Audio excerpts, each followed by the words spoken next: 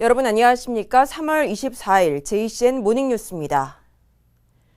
박대동 전 국회의원까지 선거 대열에 합류하면서 국민의힘 안에서만 울산시장 선거 구도가 7파전으로 확정됐습니다. 전현직 국회의원과 3선 울산시장, 그리고 남구청장과 행정부시장 출신의 인사까지 출마하면서 어느 때보다 치열한 경선이 예상됩니다. 김영환 기자의 보도입니다. 국민의힘 박대동 전 국회의원이 울산시장 선거 대열에 합류했습니다. 박 전 의원은 울산 경제회생과 윤석열 정부의 성공적인 지방행정을 뒷받침하기 위해 울산시장 선거 도전을 결심했다고 밝혔습니다. 새 정부가 성공하기 위해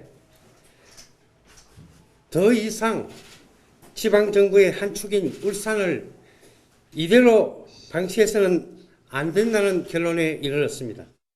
세대교체에 대해서는 나이가 있어도 사고가 유연하고 창의적인 사람은 청년이라며 생각과 사고가 유연하고 참신하다고 자평했습니다. 이에 따라 국민의힘 내에서 울산시장 후보군은 모두 7명으로 늘었습니다. 울산시장 후보군들의 행보도 바빠지고 있습니다. 박맹우 예비후보는 선거사무소 개소식을 열고 4선 울산시장 도전 의지를 밝혔습니다. 저는 스스로 믿습니다. 저에게 번영 DNA가 있지 않겠습니까? 박명호에게는 번영을 위한 DNA가 있지 않겠습니까? 서범수 국회의원은 민선 7기 울산시정의 인사 문제를 저격하면서 공정하고 투명한 인사 시스템을 정착시키겠다고 공약했습니다. 경찰 조직의 수뇌부로 인사를 해본 경험을 살려 개인적 친분과 호드 인사의 관행을 끊고 공정하고 투명한 인사 시스템을 정착시키겠습니다. 허은웅 예비후보는 부울경 메가시티가 울산에 매우 불리한 구상이라며 성급한 추진을 중단하고 신중하게 검토해야 한다고 주장했습니다. 울산에는 매우 불리한 구상이라는 우려가 많이 있습니다. 한국의 산업 수도 울산이 동남권의 주변 도시, 특히 부산의 주변 도시로 전락할 수 있기 때문입니다. 국민의힘 내에서 울산시장 후보군 구도가 7파전으로 완성됐습니다. 어느 때보다 치열한 경선 경쟁이 예고되고 있습니다. JCN 뉴스 김용환입니다. 오는 지방선거에서 울산시장이 새로운 인물로 교체돼야 한다는 답변이 재당선 희망에 비해 3배 이상 높고 국민의힘 경선 후보 가운데는 박맹우, 서범수 순으로 지지도가 높다는 여론조사 결과가 나왔습니다. 뉴스핌이 여론조사 전문기관 코리아정보 리서치에 의뢰해 울산 시민 1000명을 대상으로 실시한 여론조사 결과에 따르면 64%가 교체를 원했고 송철호 시장의 재당선을 원하는 응답률은 20.7%에 그쳤습니다. 국민의힘 내 울산시장 후보 적합도는 박맹우 예비후보가 20.3%로 가장 높았고 서범수 14.5%, 정가윤 12.7%, 김두겸 11.6%, 이채익 8.4%, 허은욱 4%, 박대동 4% 순으로 나타났습니다. 이번 여론조사는 지난 18일부터 19일까지 울산에 거주하는 만 18세 이상 성인 남녀 1000명을 대상으로 진행됐으며 응답률 4.5%, 표본오차 95%, 신뢰 수준의 플러스 마이너스 3.1%포인트이고 그 밖의 사항은 중앙선거 여론조사 심의위원회 홈페이지를 참조하면 됩니다. 국민의힘 고욱은 시의원이 중구청장 선거 출마를 선언했습니다. 고 의원은 인구는 줄고 빈 점포는 늘고 도시 경쟁력을 잃은 중구의 재건을 위해 중구청장 출마를 결심했다고 밝혔습니다. 고 의원은 오늘 시의회 임시회를 마친 뒤 의원직을 사퇴하고 중구청장 예비후보로 등록할 예정입니다. 이에 따라 국민의힘 내에서 중구청장 경선은 고혹은, 김영길, 노세영, 문병원, 서경환, 정창화 등 6파전이 예상됩니다. 윤정록 시의원과 천명수 전 시의원이 울주군수 선거 출마를 선언하면서 국민의힘 내 울주군수 선거도 6파전 구도가 형성됐습니다. 윤정록 시의원은 울주군의 인구 30만 시대를 열기 위해 울주군수 출마를 결심했다고 밝혔습니다. 윤 의원은 언양 울산 간 고속도로 무료화에 노력하고 균형 발전을 가로막는 그린벨트 해제해 친환경 첨단 산업을 유치하겠다고 공약했습니다. 천명수 전 시의원은 풍요로운 울주 발전을 위해 군수 선거에 출마한다고 밝혔습니다. 천 전 의원은 일자리와 정주, 교통과 복지, 문화관광이 풍요로운 도시를 만들겠다고 강조했습니다. 국민의힘 내 울주군수 경선은 서석광, 윤시철, 윤정록, 이순걸, 천명수, 한동영 등 6파전으로 치러질 전망입니다. 국내 유일의 산악영화제인 7회 울주 세계산악영화제가 다음 달 1일부터 열흘간 열립니다. 올해 영화제는 보다 많은 사람들이 즐길 수 있도록 기간을 기존 5일에서 10일로 늘렸으며 역대 가장 많은 42개국 148편의 영화를 감상할 수 있습니다. 개막작은 피터 모티머와 닉 노젠 감독의 다큐멘터리 알피니스트가, 폐막작은 안드레 헤르만과 카드린 미란 감독의 극영화 나이트 포레스트가 각각 선정됐습니다. 영화제 사무국은 온오프라인으로 모든 영화와 공연을 관람할 수 있는 움프 패스를 15,000원에 판매하며 드론 나이트쇼와 캠핑 영화제, 클라이밍 등 다양한 즐길거리도 마련했다고 밝혔습니다. 한편 울주 세계산악영화제는 올해 처음으로 영화진흥위원회 국제영화제 육성지원사업 영화제로 선정됐습니다. 어제 울산시청 프레스센터에서 개막 전 기자회견이 열렸습니다. 배창호 집행위원장의 말을 들어보겠습니다. 무엇보다도 방역수칙을 철저히 지키는 안전한 영화제, 그리고 자연 속에서 열리는 대폭 늘린 야외 상영관, 계단식 극장, 헤드셋 극장, 야영장 극장 등을 통해서 자연의 신선한 공기를 마시면서 영화를 보며 문화체험을 누릴 수 있는 그러한 기회를 드리고자 합니다. 울산시가 윤석열 대통령 당선인의 울산 지역 공약의 국정 과제화를 위한 대응책을 마련합니다. 울산시는 대응 전략 보고회를 열고 5개 분야 15개 세부 과제로 이루어진 윤 당선인의 울산 지역 공약의 실행 전략을 점검하고 구체화하는 한편 추가 건의 사업에 대해서도 논의했습니다. 울산시는 대통령 인수위원회와 정치권, 정부 부처 등을 방문해 울산 공약이 국정과제에 반영될 수 있도록 노력할 방침입니다. 울산시가 태화강 국가정원의 확장을 추진합니다.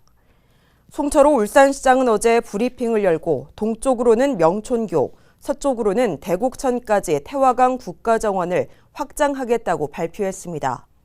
이를 위해 남산로를 지하화하고 주유소 부지 등을 매입해서 실내 식물원 등 정원 복합단지를 조성하겠다고 밝혔습니다. 또 남산에 전망대와 케이블카를 설치하고 태화강과 여천천을 연결하겠다고 덧붙였습니다. 이광현 앵커의 이슈인 뉴스 시간입니다. 오늘은 구자록 울산정보산업진흥원장과 울산의 문화 콘텐츠 산업의 활성화 방안에 대해서 자세한 얘기 나눠봤습니다.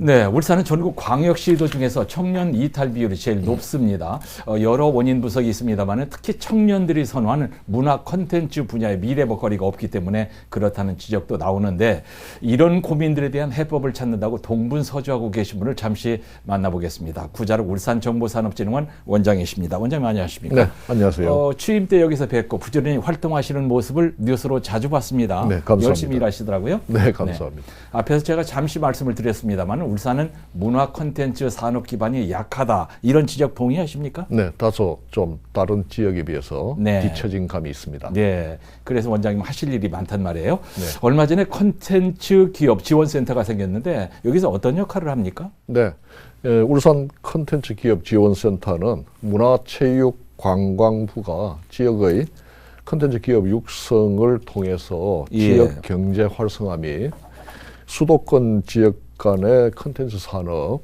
격차를 해소하기 위해서 지역별로 거점 센터를 지정하여 지원을 하고 있습니다. 네. 아시다시피 지난 3월 17일 전국에서 울산은 9번째로 이 콘텐츠 기업 지원 센터가 이 조성이 되었습니다. 주요 이 업무로는 콘텐츠 기업 입주실 지원, 그리고 콘텐츠 기업 육성을 위한 각종 프로그램이 있는데 예를 들면은 콘텐츠 개발 제작 지원이라든지 엑셀러레이팅, 그리고 기업의 국내외 판로 개척 지원 등 이 다양한 지원 사업을 운영을 하고 있습니다. 네.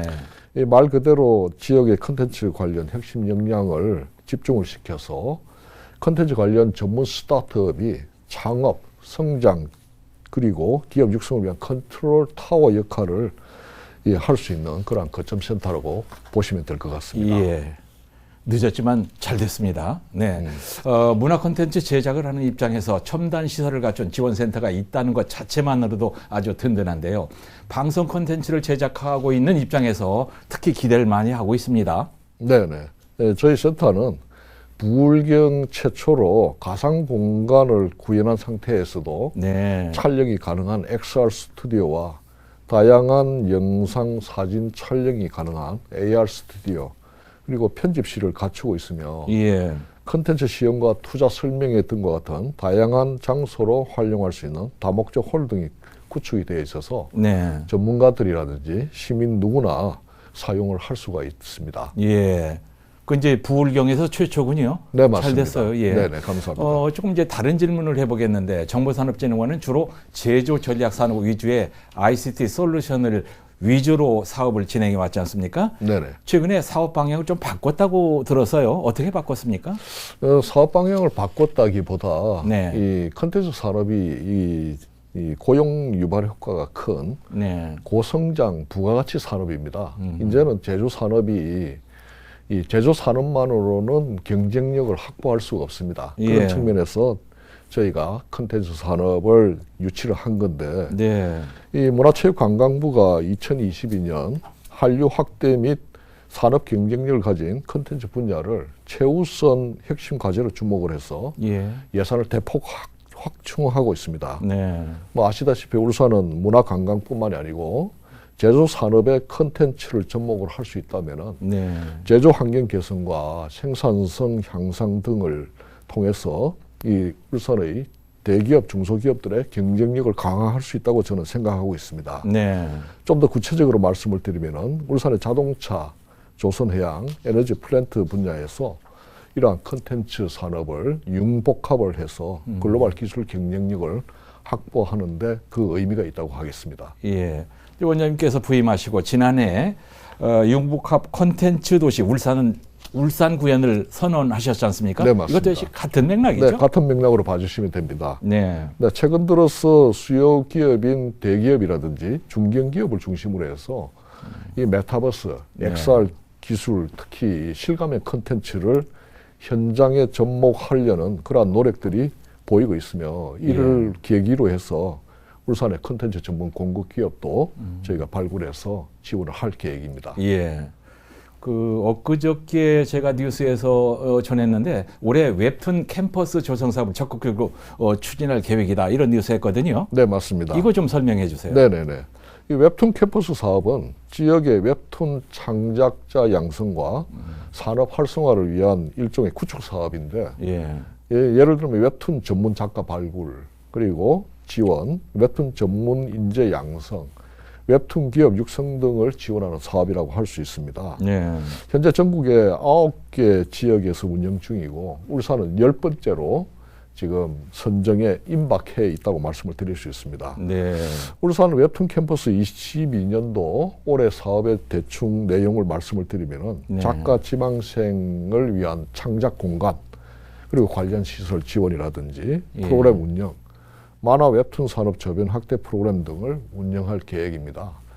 이 울산시와 울산정보산업진흥원, 그리고 울산에는 이 만화 웹툰 전문 고등학교인 이 울산 애니원 고등학교가 있습니다. 이러한 기관과 긴밀하게 협력을 해서 이 울산 출신의 웹툰 작가를 지역으로 유치함과 동시에 유능한 웹툰 작가를 발굴해서 지원할 계획입니다. 다른 뉴스가 좀 많기 때문에 제가 시간이 많지 않아서요. 제가 질문하지 못한 것 중에서 더 하실 말씀 있으면 덧붙이시죠. 네. 우리 울산정보산업진흥원이 올해 들어서 다양한 컨텐츠 관련 사업을 지금 계획을 하고 있습니다. 네. 2019년부터 이 울산대학교 앞에 울산 컨텐츠 코리아랩을 시작으로 해서 이 최근에 개소한 울산 컨텐츠 기업 지원센터, 그리고 이 최근에 또 선정이 되었습니다. 글로벌 게임 센터를 저희가 유치를 했고요. 그리고 네. 또 조만간에 웹툰 캠퍼스도 유치를 할 것 같습니다. 아하. 그래서 시민들께서 이 특정 기관에서 주도적으로 한다고 생각을 하지 마시고 예. 이제부터는 시민들과 더불어서 네. 시민들이 창작자인과 동시에 소비자라는 생각으로 시민들이 적극적으로 참여할 수 있는 네. 그러한 웹툰 산업의 생태계를 저희가 좀 올해부터 본격적으로 좀 꾸려 나가려고 하고 있습니다. 예. 특히 이 작년부터 저희가 지역의 이 컨텐츠 전문 기업들에게 다양한 사업을 지원을 해드렸습니다. 그래서 올해부터는 이 연말에 이 한 해 마무리하는 측면에서 다양한 컨텐츠 관련 성과물을 시민들과 함께 네. 즐기고 같이 체험할 수 있는 네. 그런 이 공간을, 그리고 이벤트를 저희가 마련을 하도록 하겠습니다. 예. 늘 시민들께서 이 울산의 이 디지털 컨텐츠 산업에 대한 관심과 이러한 컨텐츠 사업에 대한 적극적인 참여를 이번에 계기로 해서 좀 말씀을 드리고 싶습니다. 예. 네. 제가 이제 방송하는 입장이라서 원장님 얘기가 귀에 쏙쏙 들어오고요. 네. 기대가 갑니다. 네. 예. 구자록 울산정보산업진흥원 원장과 말씀 나눴습니다. 고맙습니다. 네, 감사합니다.